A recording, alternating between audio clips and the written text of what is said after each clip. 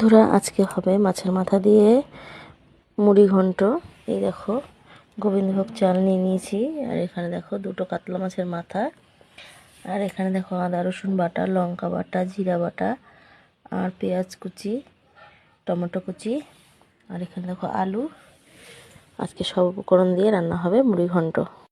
দেখো কড়াইতে তেল দিয়ে দিয়েছি, তেল গরম হয়ে গেছে। এবার মাছের মাথাগুলো একটা একটা করে ভেজে নেব।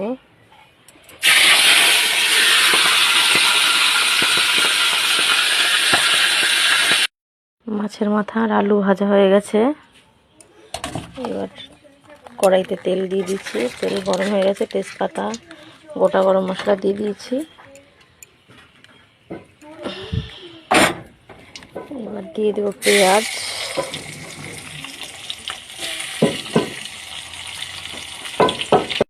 পেঁয়াজটা ভাজা ভাজা হয়ে গেলে এই যে দেখো সব মশলা করা আছে, এই মশলাগুলো দিয়ে দেবো। মাছের মাথাগুলো দিয়ে দিয়েছি।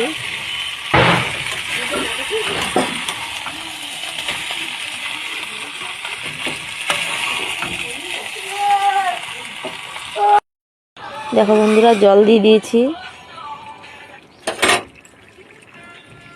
এবার ঢাকা দিয়ে দেব, ঢাকা দিয়ে কয়েক মিনিট রেখে দেব।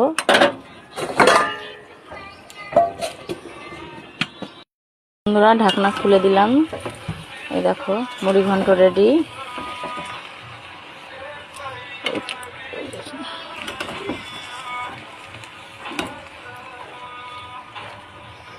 হয়ে এসছে। এখন নামানোর আগে ঘি আর গরম মশলা দিয়ে দেব।